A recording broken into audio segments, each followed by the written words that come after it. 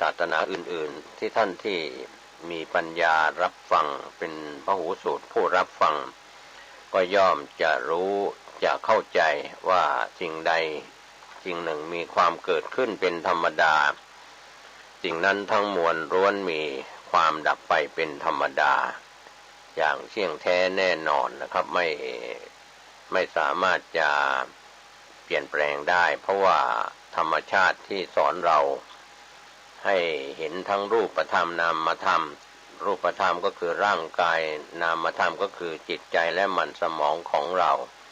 ที่เรารู้และเราเข้าใจกันอยู่นะครับว่าการเกิดแก่เจ็บตายนั้นมวลมนุษยชาติทั้งหลายย่อมจะมีโดยเสมอหน้ากันนะครับเกิดก็เกิดมาแล้วแก่แล้วเจ็บแล้วก็จะล้มหายตายจากเราไปดังนั้นวันนี้พี่น้องเพื่อนมนุษย์เกิดแก่เจ็บตายจะเป็นคนไทยหรือชาวต่างชาติก็ตามย่อมจะรู้ความจริงที่ปรากฏอยู่เราจะเป็นส่วนที่เรา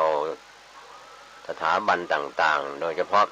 วรรณะที่เกี่ยวกับวรรณะกษัตริย์ก็ดีวรรณะเศรษฐีมหาเศรษฐีข้าราชการเป็นใหญ่เป็นโตเป็นประธานาธิบดีเป็นนายกรัฐมนตรีเป็นคณะรัฐมนตรีในส่วนของประเทศไทยหรือต่างประเทศก็ตามนะครับมุ่งหน้าไปสู่ความตายก็คือเรียกว่าเกิดแก่เจ็บตายเป็นธรรมชาติของมนุษยชาติเราทุกชาติทุกศาสนาทุกวรรณะจะเป็นคนจนก็ตายคนเศรษฐีมหาเศรษฐีก็ตายเป็นพระราชามหากษัตริย์ก็สวรรคตอะไรอย่างนี้เป็นต้นวันนี้เรากำลังหลงทางกันในสิ่งที่เราคิดว่าเราสร้างวัตถุให้เจริญให้ใหญ่โตมโหฬารสิ่งที่ใครยังไปไม่ได้ก็พยายามไปออกไปจากนอกโลกนี้ไปยังพระจันทร์หรือดาวอังคารหรือไปในจุดต่างๆก็พยายาม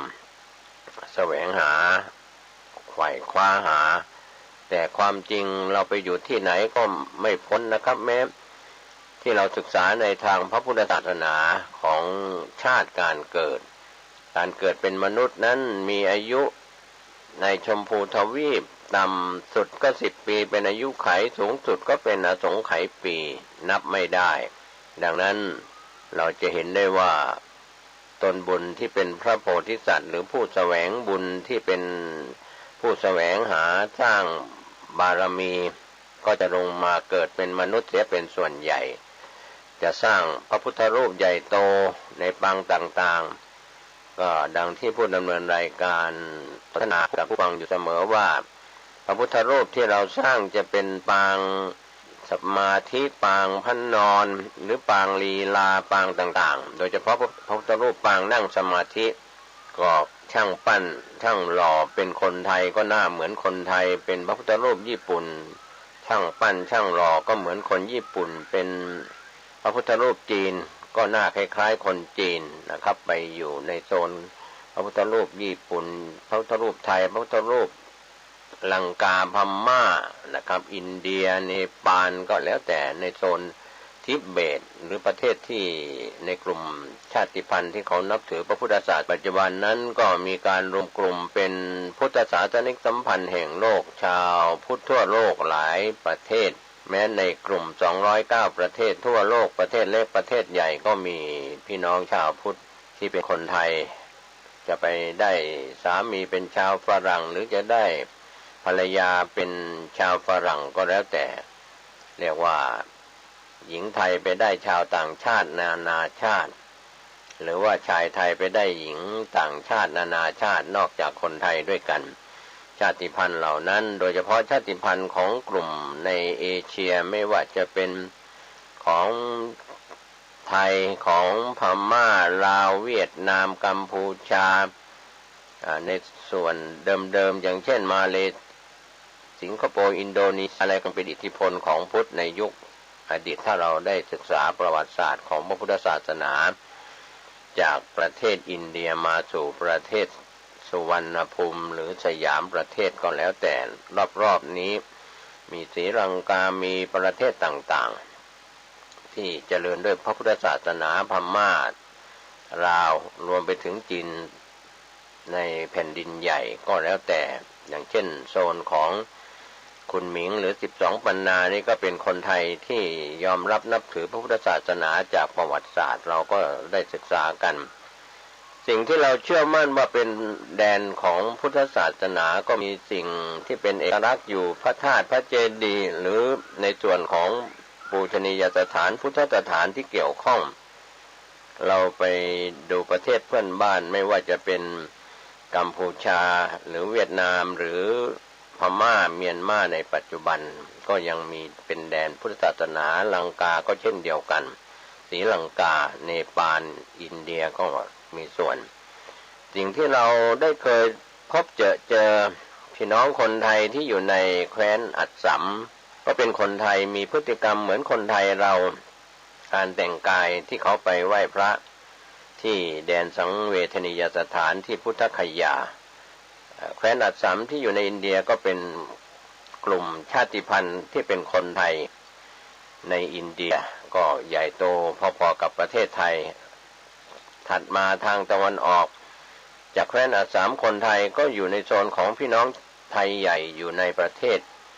ของเมียนมาหรือพม่าโซนหนึ่งโซนเหนือแล้วก็มาทางไทยใหญ่ที่มีอยู่ในพื้นที่ของประเทศไทยทางภาคเหนือตอนบนไม่ว่าจะเป็นแม่ฮ่องสอนหรือลอยตะเข็บเชียงใหม่เชียงรายในพื้นที่ล้านนาก็ตามไทยน้อยก็คือคนไทยรวมไปถึงลาวด้วยสปป.ลาวอะไรซึ่งเป็นเรียกว่าไทยคนไทยที่เราศึกษาในประวัติศาสตร์ว่าเคลื่อนย้ายจากจีนลงมาก็ในแคว้นอัสสัมก็มีคนไทยนะครับในพม่าก็มีคนไทยในไทยก็มีคนไทยในลาวในจีนตอนใต้เขมรเวียดนามก็มีชาติพันธุ์คนไทยอาจจะเป็นชาติพันธุ์ที่ผสมผสานกันดังนั้นโดยเฉพาะประเทศไทยที่เราศึกษาประวัติศาสตร์ทางพระพุทธศาสนาจากเหนือลงไปใต้ในยุคต่างๆอาจจะสลับกันไม่ว่าจะเป็นยุคของเชียงแสนโยนกมายุคของล้านนายุคของสุโขทัยยุคของละโวยุคของทวาราวดียุคศรีวิชัยของปากใต้หรือในยุคของอาณาจักรต่างๆที่เรายุคอู่ทองยุคกรุงศรีอยุธยาจนถึงยุครัตนโกสินทร์ก็ยุคตามประวัติศาสตร์ก็คงไม่ต้องไปเรียงตามประวัติศาสตร์ก็ได้แต่ว่าเราเข้าใจว่าสิ่งที่พระราชาผู้ทรงธรรมเป็นผู้จบพระไตรปิฎกสอนพระไตรปิฎกได้ในยุคของสุโขทัยเรียกว่าเราได้ศึกษาในไตรภูมิ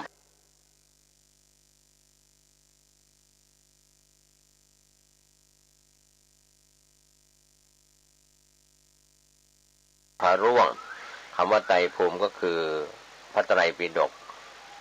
พระเจ้าแผ่นดินทรงพระไตรปิฎกสอนธรรมที่เป็นพระไตรปิฎกได้ก็เรียกว่าทั้งพระคุณเจ้าตามวัดวารามต่างๆในยุคอดีตก็เป็นผู้ทรงธรรมทรงวินัยสอนพระไตรปิฎกสอนมูลกระจายอะไรต่างๆครับก่อนถ้าเป็นสายปฏิบัติก็จะเป็นพระป่าที่เป็นวิปัสสนาธุระก็จะมีสำนักกรรมฐานมีวัดที่ครูบาอาจารย์ได้ไปเรียนจากสำนักกรรมฐานจากครูบาอาจารย์ต่างๆสายการปฏิบัติก็มาปฏิบัติเองที่วัดที่ท่านอยู่ไม่ว่าจะในยุคในสมัยต่างๆก็เลยก่อเกิดมีอุโบสถมีวิหารมีศาสนสถานพุทธสถานต่างๆที่เป็นซากปรักหักพังดังนั้นถ้าเราไปในดินแดนของพระพุทธศาสนาไม่ว่าจะไปที่ประเทศอินเดียเนปาลก็มีแดนของพุทธศาสนามีซากปรักหักพังที่รัฐบาลเนปาลรัฐบาลอินเดียได้บูรณะไว้ของกรมศิลปากรมาถึงประเทศไทยเราในภาคเหนือภาคกลางภาคตะวันตกภาคตะวันออกภาคใต้ของเราก็มีพุทธสถานวัดวารามที่เป็นซากปรักหักพังอย่างเช่นล้านนาก็มีวัดร้างวัดห่างมีซากหลงเหลืออยู่ใน 8-9 จังหวัดของภาคเหนือตอนบนภาคเหนือตอนล่างก็ดูจากสุโขทัยตากกำแพงเพชรพิษณุโลกพิจิตรนครสวรรค์รวมไปถึงสายน้ำนะครับส่วนใหญ่การคมนาคมในสมัยอดีตนั้นใช้เส้นทางน้ำก็คือ มีสายลำน้ำมีแม่น้ำอยู่สายไหนไม่ว่าจะเป็นลำน้ำสายใหญ่อย่างเช่นแม่น้ำโขงไหลลงมาจากจีนมาสู่ประเทศลาวประเทศพม่าประเทศไทยผ่านเป็นแดนของไทยไปยังกัมพูชาเขมรแล้วไหลลงสู่ทะเลก็เหมือนสายน้ำสำคัญของภาคเหนือเช่นปิงวังยมน่านไหลลงไปเป็นเจ้าพระยาชีมูลทางภาคตะวันออกไหลลงสู่น้ำโขงแม่น้ำกกไหลลงสู่แม่น้ำโขงแม่น้ำอิงไหลลงสู่แม่น้ำโขงอะไรอย่างนี้เป็นต้นหรือในส่วนของภาคกลาง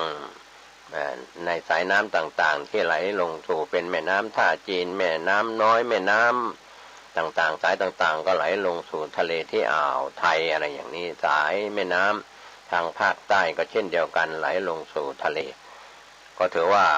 เส้นทางคมนาคมในสมัยอดีตก็ถือว่าเจริญที่สุดก็คือใช้ทางเรือทางน้ำแม้การทำมาค้าขายกันในยุคอดีตไม่ว่าจะเป็นสมัยที่เราได้รับรู้รับทราบว่ามีพ่อค้าจีนมาจากพ้นทะเลมาทางเรือมาค้ามาขายขึ้นฝั่งที่ไหนก็เป็นไชน่าทาวน์ไม่ว่าจะขึ้นที่อินเดียที่กัลกัตตาก็เป็นไชน่าทาวน์ใน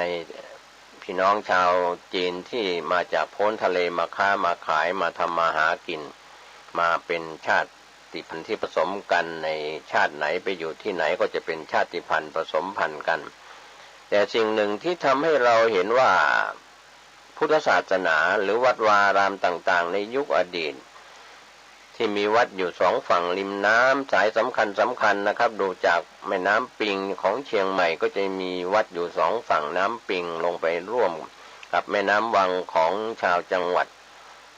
ลำปางที่ไหลลงไปรวมกันที่ตากจากตากก็เป็นปิงวังรวมกันผ่านไปยังกำแพงเพชรไปร่วมกับแม่น้ำอีกสองสายของสายแม่น้ำยมจากแพร่ลงมายังสุโขทัยพิจิตรแม่น้ำน่านไหลลงมาสู่จังหวัดพิษณุโลกมายังจังหวัดพิจิตรลงมายังจังหวัดนครสวรรค์ก็เป็นสี่แควรวมกันโดยเฉพาะแม่น้ำยมกับแม่น้ำน่านก็ไปรวมกันมาพบกันสี่แควปิงวังยมน่านที่ผสมผ่านกันมาที่จังหวัดนครสวรรค์ก็เป็นแม่น้ำเจ้าพระยาสายน้ำสำคัญส่วนแม่น้ำน้อยของสิงห์บุรีลงไปสู่แม่น้ำใหญ่เจ้าพระยาที่อยุธยาหรือแม่น้ำท่าจีนจากสุพรรณบุรีลงไปผ่านนครปฐมลงไปจนถึงจากนครปฐมลงไปผ่านไปตามสายน้ำสำคัญของแม่น้ำท่าจีนนะครับสายแม่น้ำแควก็มาจากกาญจนบุรีอะไรต่างๆอันนี้เราพูดถึงแม่น้ำชีมูลทางภาคอีสานก็เช่นเดียวกันรวมถึงสายน้ำต่างๆถ้าเราไปดูสองฝั่งแม่น้ำสำคัญที่เป็นลำน้ำไม่ว่าจะที่จังหวัดเลยแม่น้ำเหลืองที่ไหลลงสู่แม่น้ำโขงก็ดีหรือหลายสายก็จะเป็นที่ตั้งของวัดวาอารามที่เป็นแดนพระพุทธศาสนาพ่อค้าก็ไปค้าขายทางเรือพุทธศาสนาก็ไปเป็นพี่น้องชาวพุทธที่เป็นอุบาสกอุบาสิกายอมรับนับถือก็สร้างวัดวาอารามร่วมกับพระสงฆ์องค์เจ้าที่มีอยู่ในสองฝั่งแม่น้ำที่ได้บวชกุลบุตรดังนั้นธรรมเนียมที่เราได้สืบทอดกันมาอย่างคนไทยภาคกลางก็จะมีการนำลูกชายบวชเป็นสามเณรอายุยังไม่ครบ20 ปีก็จะบวชเป็นสามเณรครบ20 ปีไปแล้วก็อุปสมบทเป็นพระภิกษุเป็นต้นอย่างนี้ส่งบุตรหลานก็เป็นค่านิยมเป็นธรรมเนียมของคนไทยภาคกลางหรือภาคอื่นๆว่ามีลูกชายก็จะได้บวชทดแทนพระคุณของพ่อของแม่ข้าวป้อนน้ำนมที่เป็นมาสืบเป็นศาสนทายาทเป็นพระภิกษุสามเณรอยู่ตามวัดวารามต่างๆศึกษาดังนั้นแม้ชาวอยุธยาชาวสุพรรณบุรีหรือจังหวัดในภาคกลางก็จะเห็นลูกหลานบวชตลอดชีพก็มีในสมณเพศก็มีมาเป็นผู้มีสมณศักดิ์อยู่ในพระอารามหลวงหรือวัดราชในส่วนกลางกรุงเทพมหานครหรือจังหวัดพระนครศรีอยุธยาสิงห์บุรีจังหวัดที่เป็น มีประวัติศาสตร์ที่เกี่ยวข้องกับพระพุทธศาสนาสายล้านนาเราเช่นเดียวกัน 8-9 จังหวัดภาคเหนือตอนบนก็จะเห็นว่ามีเหมือนสร้างวัดใครวัดมันที่อยู่ในกลุ่มบ้านนั้นมีวัดติดกันเป็นเหมือนสถาบันครอบครัวตระกูลสร้างวัดไว้อย่างล้านนาจะเห็นได้ว่าวัดเล็กๆอยู่ติดกันที่ล้างห่างไปก็มีเยอะที่ยังหลงเหลืออยู่ก็มีมากมายไม่ว่าจะเป็นเชียงใหม่ลำพูนเชียงรายพะเยาแพร่น่านลำปางอุตรดิตถ์รวมไปถึงจังหวัดตากภาคเหนือตอนล่างที่เป็นเขตล้านนาที่อ่านตัวภาษาพื้นเมืองได้ภาคเหนือตอนล่างสุโขทัยก็เป็นยุคของสุโขทัยนะครับยุคของกำแพงเพชรก็มีประวัติศาสตร์เช่นเดียวกันพิจิตรพิษณุโลกลงไปถึงเพชรบูรณ์ภาคเหนือแล้วก็นครสวรรค์ลงไปยังจังหวัดอุทัยไปเป็นภาคกลางภาคเหนือตอนล่างภาคกลางตอนบนอะไรก็แล้วแต่รวมไปถึงภาคกลางก็จะมีวัดวาอารามต่างๆนะครับที่เห็นเป็นพระธาตุพระเจดีย์ยังปรากฏอยู่ที่ผู้ดำเนินรายการพูดถึงนี้ชวนท่านคิดก็ให้เห็นความสำคัญว่าถิ่นแดนของพระพุทธศาสนานั้นเกิดขึ้นในยุคต่างๆก็จะมีการสร้างถาวรวัตถุไว้เช่นพระธาตุพระเจดีย์อุโบสถวิหารลานพระเจดีย์ศาสนสถานพุทธสถานอย่างเช่นพี่น้องชาวเชียงใหม่ไปดูที่กรมศิลปากรขุดค้นที่เวียงกุมกามเนี่ยก็จะเห็นว่าวัดอยู่ใกล้ๆกันไม่ห่างกันในยุค800 กว่าปีมากกว่าเชียงใหม่นะครับเวียงกุมกามที่สารพีต่อกับอำเภอเมืองเชียงใหม่นะครับที่ไปศึกษากรมศิลปากรขุดค้นขึ้นมาก็มีซากที่ทับถมอยู่ใต้ดินก็คือวัดวาอารามต่างๆศาสนสถานต่างๆนี่ก็เป็นเรื่องที่รัฐบาลในยุคก่อนๆให้ความสำคัญนำงบประมาณภาษีของประชาชนมาขุดค้นแล้วก็มาบูรณะปฏิสังขรณ์ขึ้นยังมีอีกหลายวัดหลายแห่งที่พระเถระครูบาอาจารย์พระเถระนำชาวบ้านศรัทธาบาตกปฏิกาฟื้นฟูยกวัดจากวัดร้างเป็นวัดมีพระสงฆ์อยู่เรียกว่าจากวัดตายที่ไม่มีชีวิตล้างห่างกันมาเป็น5 ปี10 ปีเป็นหลาย10 ปีเป็น100 ปีเป็นพันปีก็ได้อยู่ใต้ดินขุดค้นกันขึ้นมาอย่างเช่นสังเวชยสถานของเนปาลอินเดียที่กรมศิลปากรของแต่ละประเทศเขาขุดค้นอยู่ใต้ดินแผ่นดินทับถมหนากันเป็นเมตรเป็นคืบเป็นศอกเป็นวาขึ้นมานะครับเพราะว่าระยะเวลาที่สืบต่ออายุพระพุทธศาสนาจากยุคอดีตนับ 2,500 กว่าปีมาแล้วดังนั้นศาสนธรรมคำสอนที่จะฝากไว้ทั้งปริยัติศาสนาคำสอนที่เป็นตัวศาสนาพระไตรปิฎกอัตถกถาฎีกานุฎีกาเป็นตัวศาสนาข้อที่2ก็ปฏิศาสนาก็คือการเจริญภาวนากรรมฐานไหว้พระสวดมนต์นั่งสมาธิเจริญภาวนานั่งสมาธิเดินจงกรมตามสำนักปฏิบัติธรรมไม่ว่าจะเป็นพระป่าหรือสายไหนก็แล้วแต่ทั้งสมถะและวิปัสสนากรรมฐานนี่แหละเป็นตัวศาสนาข้อที่2ส่วนศาสนาตัวที่3ปฏิเวทศาสนาก็ผลจากการปฏิบัติก็ถ้าสมถะก็บรรลุฌานสมาบัติถ้าเป็นวิปัสสนาก็บรรลุมรรคผลนิพพานอะไรอย่างนี้เป็นต้นเป็นตัวอย่าง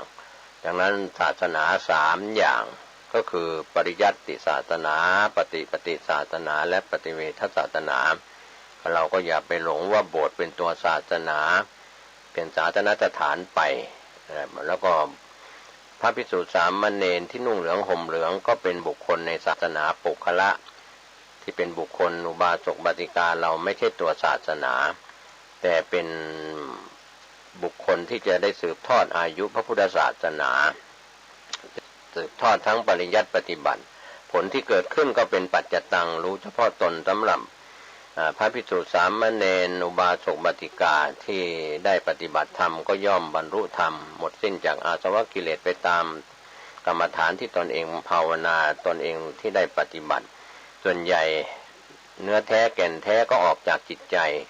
เราจะสอนปริยัติที่ไม่ได้ปฏิบัติมาก่อนก็จะอยู่แค่ตัวหนังสือตามพระไตรปิฎกอัตถกถาฎีกานุฎีกัตที่เป็นตัวหนังสือแต่ท่านใดที่นำมาปฏิบัติคำว่า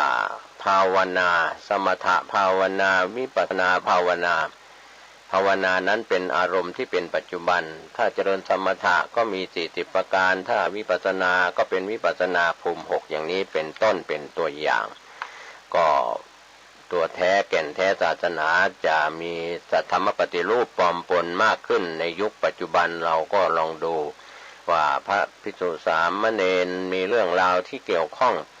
กับเป็นพระอรชีที่ทำให้บุคคลเสื่อมศาสนาคำสอนนั้นไม่ได้เสื่อมไปจากไหนปริยัติก็ยังคงมีอยู่ปฏิศาสนาก็ยังคงมีอยู่ปฏิเวทศาสนาก็ยังคงมีอยู่แต่บุคคลที่อยู่ในศาสนานั้นทำให้เสื่อมให้เจริญเพราะมีศีลสัมปันโนเป็นผู้ถึงพร้อมด้วยศีลเมื่อทุศีลก็กลายเป็นศีลวิบัติทำให้เป็นพระอรชีเรียกว่าที่เป็นข่าวกันนะครับท่านไม่ต้องไปกังวลใจพระพุทธศาสนายังไม่หมดสิ้นไปเพราะศาสนานั้นอยู่ในกายในใจของท่านยังรักษาศาสนาอยู่ท่านจะเป็นบรรพชิตอรหันต์ก็ตามและไม่ใช่ศาสนาพุทธเป็นของคนไทยเป็นของชาวโลกไม่ใช่ประเทศใดประเทศหนึ่งที่เผยแผ่ดังนั้นพระพุทธองค์ไม่ได้ฝากศาสนาไว้กับพระสารีบุตรพระโมคคัลลานะซึ่งเป็นอักษาวกซ้ายขวาหรือพระสงฆ์สาวกอรหันต์ทั้งหลายแต่ฝากพระธรรมและพระวินัยที่เป็นตัวศาสนานี่แหละไว้จึงอยู่ยืนยาวมาไม่ได้เสื่อมไปไหนคำสอนพระธรรมก็ยังมีอยู่พระวินัยก็ยังมีปฏิบัติอยู่นะครับทั้งปฏิบัติก็ยังคงมีอยู่ที่เราพูดติดปากกันในกลุ่มของผู้เผยแผ่ธรรมว่ายังมีศีลมีสมาธิมีปัญญาซึ่งเป็นทางสายเอกตราบใดที่ยังมีศีลสมาธิปัญญาอยู่ที่เป็นทางสายเอกพระอรหันต์ก็ยังไม่สิ้นไปจาก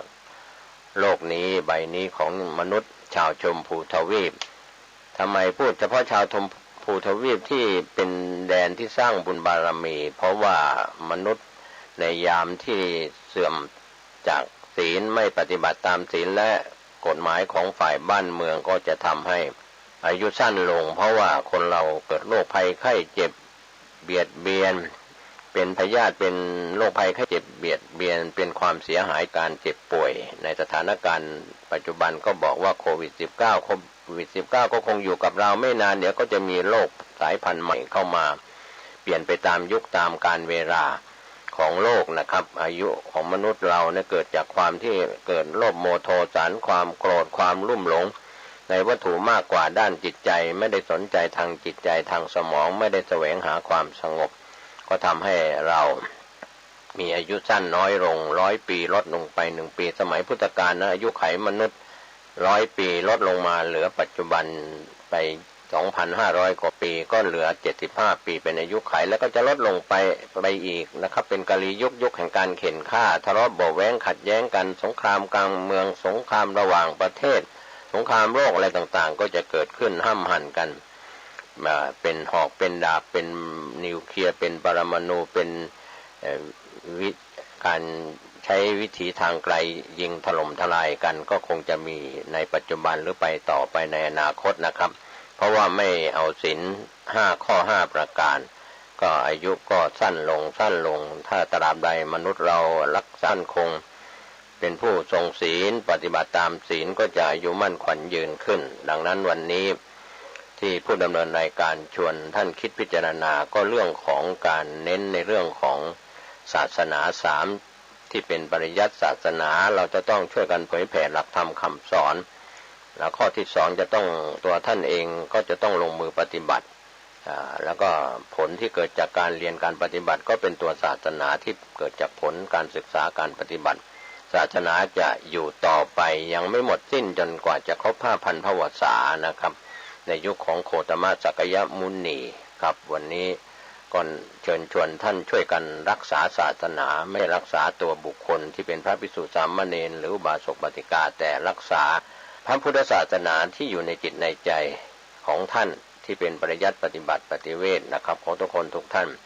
ได้ช่วยกันจันลงรักษาศาสนารักษากายวาจาและจิตใจของท่านให้สะอาดบริสุทธิ์ทุกรูปทุกนามสวัสดีครับสวัสดีครับท่านผู้ฟังที่เคารพการแบ่งปันความคิดดีๆวันนี้ ผมกาเศรษฐ์เพชรสำริดวิทยากรก็นำสาระธรรมคำสอนที่ดีๆชวนให้ท่านได้คิดได้พิจารณากันนะครับเรื่องของความรักมีของจริงก็มีของปลอมก็มีความเมตตาแท้ความเมตตาเทียมคนเราจะมีความรักนั้นมีทั้งความรักที่แท้ความรักที่เทียมก่อนในส่วนที่เราเรียกว่าความรักของหญิงชายหนุ่มสาวหรือความรักของคนสัตว์นั้นก็ถือว่าเป็นความรักเทียมเป็นเมตตาเทียมความรักของพ่อแม่ครูบาอาจารย์เหล่านี้ล้วนแต่เป็นความรักที่แท้จริงเป็นเมตตาที่ไม่หวังผลตอบแทนวันนี้พ่อแม่ไม่หวังผลตอบแทนกับลูกหลานหรือครูบาอาจารย์ไม่หวังผลตอบแทนจากลูกศิษย์ผู้มีพระคุณผู้บังคับบัญชาไม่หวังผลตอบแทนต่อผู้ใต้บังคับบัญชาหรือสิ่งใดที่เราได้ทำความดีกับใครไว้เราก็อย่าได้หวังผลตอบแทนเพราะว่าการที่เราทำความดีวันนี้เวลานี้ขณะนี้เดี๋ยวนี้โลกนี้ชาตินี้เป็นความดีแล้วนะครับอย่าได้หวังผลตอบแทนเราก็ได้รับผลตอบแทนโดยพฤตินัยอยู่แล้วไม่ว่าจะช้าจะเร็วเหมือนเราหว่านพืชเช่นใดลงไปในดินก็จะงอกงามเจริญขึ้นจะช้าจะเร็วผลของพืชพันธุ์ธัญญาหารผลที่ได้รับก็จะเกิดขึ้นปลูกข้าวในนาก็ได้ข้าวปลูกพืชผักสวนครัวก็ได้พืชผักสวนครัวก็ได้กินผลวันนี้เราอย่าได้หวังผลตอบแทนหลายคนหลายท่านทำคุณงามความดีก็เป็นคนใจร้อนเป็นเด็กใจร้อนเป็นหญิงใจร้อนเป็นชายใจร้อนเป็นผู้ใหญ่ใจร้อนเป็นสมณชีพราหมณ์ใจร้อนทำอะไรก็หวังผลที่จะได้รับเร็วๆไวๆก็เรื่องของผลที่จะได้รับนั้นมีสองทางผลของความดีผลของความชั่วผลของความดีก็คือความสุขความเจริญที่จะเกิดขึ้นกับตัวท่านเองถ้าเราไม่ได้ทำความดีความสุขความเจริญก็ไม่เกิดขึ้นในทางตรงกันข้ามเราสร้างความทุกข์ความเดือดร้อนเอารัดเอาเปรียบผู้อื่นเห็นแก่ตัวเห็นแก่ได้สิ่งเหล่านั้นก็สะท้อนกลับไปถึงตัวท่านเองแบบความทุกข์ความยากความลำบากวันนี้เราอย่าได้กังวลใจเรื่องของการรับผลบางชนิดที่เราสร้างกรรมดีจะอยู่ในปุญญเขตต่างเนื้อนาบุญที่ดีก็จะได้ผลสมบูรณ์นะครับที่เป็นปุญญเขตของเนื้อนาบุญที่มีศีลคุณสมาธิคุณปัญญาคุณคนดีได้ช่วยเหลือคนดีแต่ถ้าเราเป็นส่วนที่เราไปช่วยเหลือคนทำชั่วบาปกรรมก็เนื้อนานั้นก็อาจจะไม่ดีไม่สมบูรณ์ขาดปุ๋ยขาดความแห้งแล้งหว่านพืชเช่นใดลงไปก็อาจจะได้ผลไม่สมบูรณ์นะครับท่านผู้ฟังวันนี้เราจะเลือกหรือไม่เลือกเราจะช่วยหรือไม่ช่วยเราจะมีเมตตาแท้หรือจะมีเมตตาเทียมก็ขอให้เราได้ใส่ใจเรื่องของสติปัญญาถ้าเราอยากจะได้เก่นของสารธรรมต่างๆก็จะต้องใช้ศีลสมาธิปัญญาเป็นตัวสำคัญวันนี้การที่เราอาจจะคบค้าสมาคมกับคนหลากหลายชนิดนะครับทั้งที่เป็นคนไทยและชาวต่างชาติทั้งที่เป็นเด็กทั้งที่เป็นผู้ใหญ่ทั้งสมณชีพราหมณ์นักบวชและก็ไม่ใช่นักบวชหรือเป็นคนในศาสนิกในต่างศาสนาเราคบค้าสมาคมกันบางครั้งเราก็มีความเมตตาแต่ในคราวที่เราเมตตานั้นจะมีความเมตตาที่แท้จริงหรือไม่ การแผ่เมตตาตามหลักคำสอนในทางพระพุทธศาสนานั้นก็พูดถึงการแผ่เมตตาให้กับคนที่เราไม่ชอบไม่ถูกกันเป็นเวรีบุคคลหรือคนที่เรียกว่าชะตาไม่เข้ากันเรียกว่าเป็นเวรกันมาโกรธเกลียดกันมานะครับก็เหมือนเราในปัจจุบันนี้เราไม่ชอบอะไรเราก็จะเจออันนั้นเราเกลียดอะไรเราก็จะได้อันนั้นเราชังอะไรเราก็จะได้อันนั้นอย่างนี้เป็นต้นเพราะว่านายเวรหรือว่าเจ้ากรรมน้อยใหญ่ที่เราได้เคยกระทำเขาไว้ในอดีตนี้ย้อนไปเป็นอดีตวันเดือนปีเป็นอดีตชาตินะครับกรรมเหล่านี้ก็จะส่งผลอย่างเช่นในเทศกาลกินเจหรือเทศกาลถือ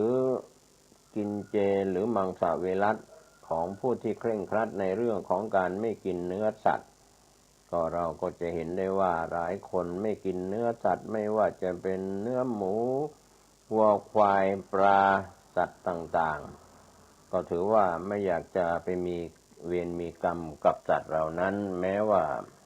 เราจะทำด้วยมือของเราเองหรือเราจะใช้คนอื่นทำเราอาจจะชอบกินหมูเราอาจจะชอบกินไก่เจ้ากรรมนายเวรของเราที่กินไก่กินหมูกินปลากินกุ้งหอยเหล่านี้แม้ตั้งแต่เด็กๆมาจนถึงเติบโตเป็นผู้ใหญ่วันนี้ก็นับไม่ถ้วนนะครับว่ากี่ร้อยกี่พันชีวิตกี่ตัว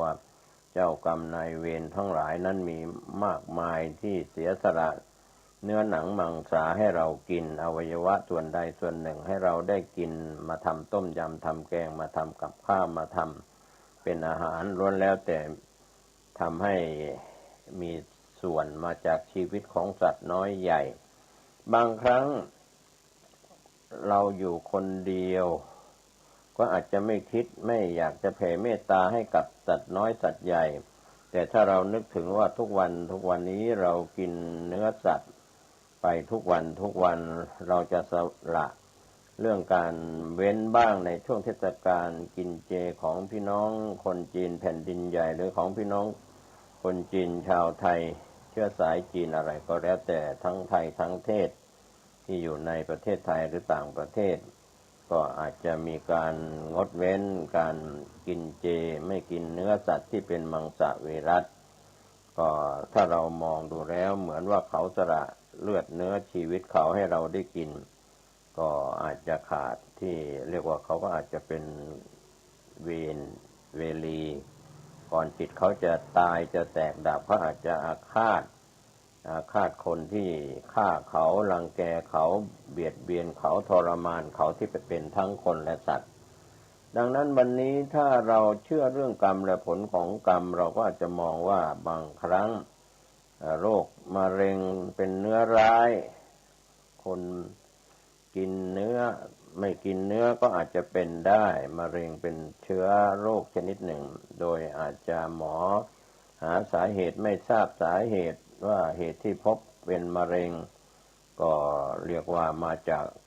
ต้นตออย่างใดคุณหมอทราบบ้างไม่ทราบบ้างก็ในช่วงตั้งแต่ศีรษะจนจดปลายเท้าก็มีเชื้อของความเป็นมะเร็งเป็นเนื้อร้ายได้ทุกวันนี้พี่น้องชาวพุทธเราแบบอยู่ธรรมดาหรือพี่น้องชาวศาสนิกในศาสนาอื่นๆที่อาจจะถือมังสวิรัติถือศีลกินถั่วกินงาเหมือนศาสนิกในต่างศาสนาก็มีการสวดมนต์อ้อนวอนตามคำสอนในศาสนิกในศาสนาของเขาส่วนพี่น้องชาวพุทธเราก็มีการสวดมนต์แล้วก็แผ่เมตตาให้สัตว์น้อยใหญ่ที่เราเคยกินเป็นอาหารแผ่เมตตาให้เขาก็ความจริงก็แผ่ให้ตัวเราก่อนแล้วก็แผ่เมตตาให้กับคนอื่นสัตว์อื่นร่างกายของเขาที่สละชีวิตเพื่อเราทั้งเลือดเนื้อ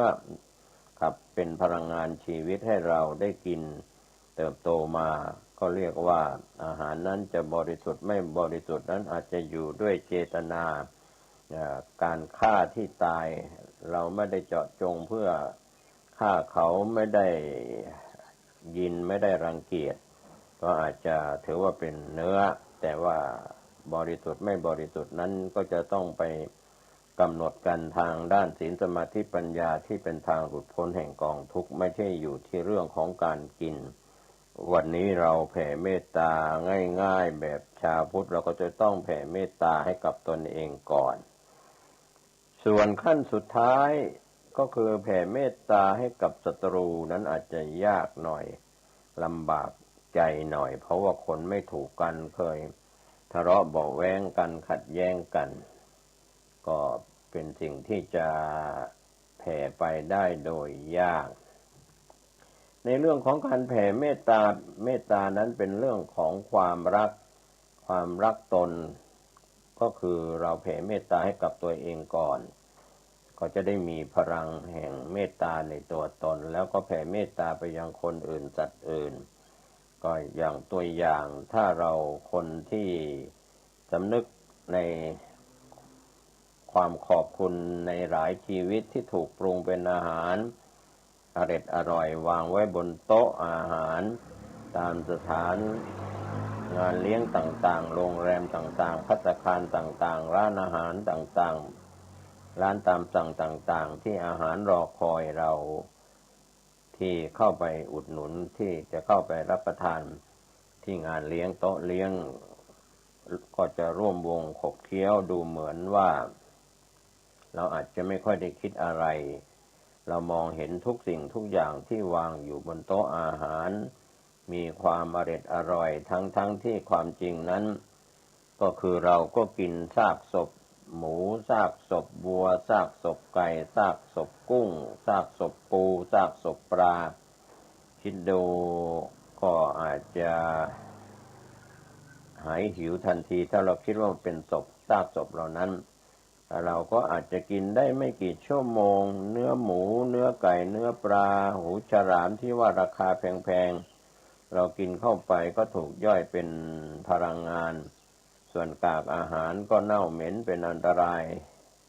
ถือว่าก็ขับถ่ายออกมาเป็นอุจจาระปัสสาวะเป็นเหงื่อเป็นไคร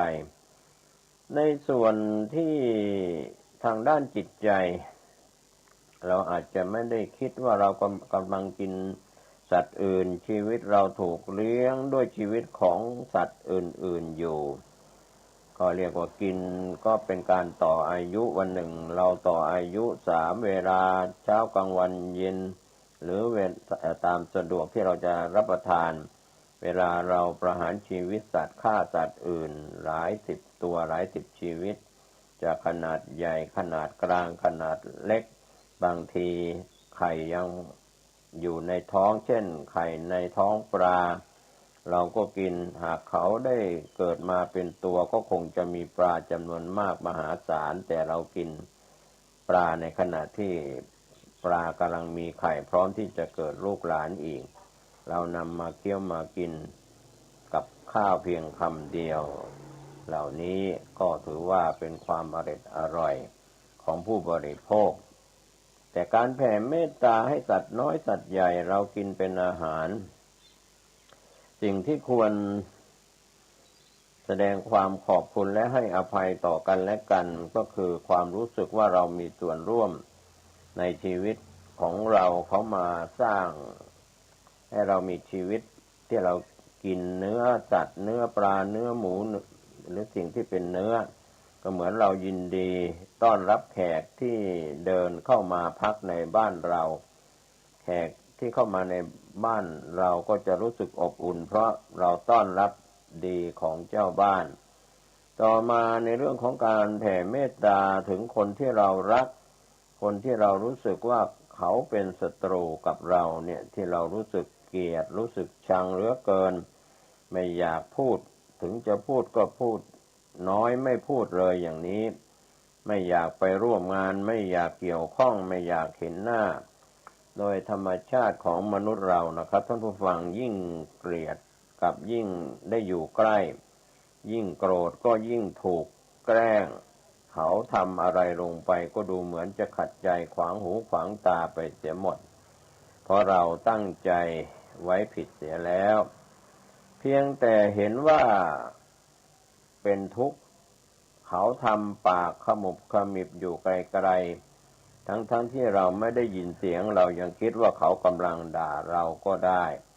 เราก็เป็นทุกข์เพราะความคิดทุกข์เพราะจินตนาการหรือเราเรียกว่ามโนในปัจจุบัน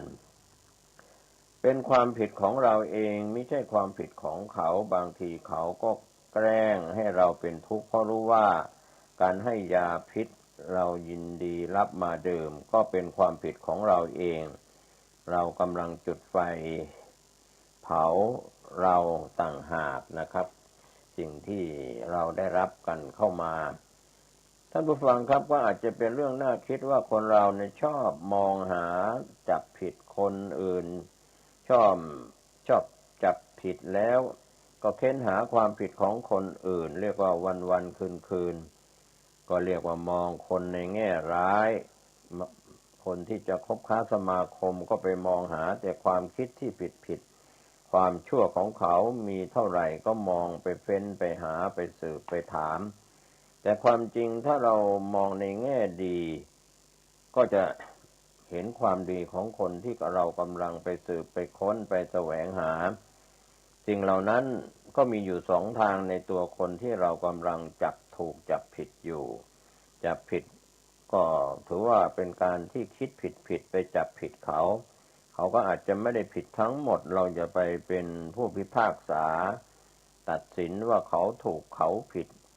ในเรื่องของการทำดีทำชั่วทำถูกทำผิดต่อกฎหมายและศีลธรรมของบ้านเมืองก็นักปราชญ์โบราณจึงกล่าวว่าสี่ตีนยังรู้พลาดนักปราชญ์ยังรู้พลั้งก็เรื่องอย่างนี้ถ้าเรากลับมาดูว่าอะไรที่เป็นขยะก็จะขนเอามากองไว้ในใจทั้งหมดสิ่งที่ไม่ดีคิดไม่ดีกับคนใกล้เคียงจะเป็นพ่อเป็นแม่เป็นครูบาอาจารย์ลุงป้าน้าอาพี่น้องเพื่อนฝูงเพื่อนร่วมงานสุดท้ายถ้าเราไปคิดเรื่องไม่ดีก็เป็นขยะอารมณ์จิตใจเราก็กลายเป็นกองขยะเรียกว่ามีความเน่าเหม็นเราไม่ได้คิดแบบที่จะเป็นสิ่งดีที่จะเป็นหิ้งบูชาเคารพนับถือวันนี้ช่วงไหนอดีตปัจจุบันหรือจะมีในอนาคตเขาขาดความเคารพเขาขาดความนับถือเขาแสดงออกจงเกลียดจงชังขาดความเคารพขาดความนับถือสิ่งเหล่านี้อาจจะเป็นคนพาลชนคนชั่วหรือไม่อย่างไรสัจจะความจริงที่ถูกต้องที่สังคมยอมรับสัจจะความจริงที่ไม่ถูกต้องคือสมมุติสัจจะเขาสมมุติว่าเป็นอย่างนั้นเป็นอย่างนี้เป็นเรื่องสมมุติกันอาจจะไม่ถูกต้องทั้งหมดอาจจะไม่ได้ผิดพลาดทั้งหมดแต่ปรมัตถสัจจะความจริงที่เห็นรูปนามเกิดขึ้นความจริงที่เห็นรูปนามตั้งอยู่ความจริงที่เห็นรูปนามดับไปก็ไม่มีใครอยู่เที่ยงแท้แน่นอนดังนั้นวันนี้เราจะต้องตายจากโลกนี้ไปแล้วเราจะทะเลาะเบาะแว้งขัดแย้งกันไปทำไมเรื่องของการแบ่งพรรคแบ่งสีแบ่งฝ่ายแบ่งอะไรต่างๆกันพ่อแม่ลูกคนร่วมงานผู้ร่วมชาติร่วมแผ่นดินหรือผู้ร่วมโลกก็ตามที่มีการขัดแย้งทะเลาะเบาะแว้งกันก็ขอให้เราได้ไปปรับเปลี่ยนความคิดเสียใหม่ในการที่เราจะปรับเปลี่ยนความคิดก็คือปรับเปลี่ยนชีวิตเสียใหม่ไม่ให้ใจของเราไปเป็นถังขยะไปเก็บอารมณ์ของคนนั้นก็ไม่ดีของชาตินี้ก็ไม่ดีพรรคนั้นก็ไม่ดีกลุ่มนั้นก็ไม่ดีนะครับเมื่อใจเราเป็นถังขยะเก็บอะไรไม่ดีมาเราก็เรียกว่าเราจะได้บูชาหรือเก็บเอาความดีเขามาก็ไม่ได้กลายเป็นถังขยะในทางตรงกันข้ามถ้าเรามองเฟ้นหากัน ในเรื่องของความดีในตัวบุคคลในกลุ่มบุคคลในชาติในสถาบันต่างๆก็มีความดีเหมือนเราแสวงหาก็เหมือนเราไม่ทิ้งหิ้งบูชาพระก็จะมีความงดงามทุกวัน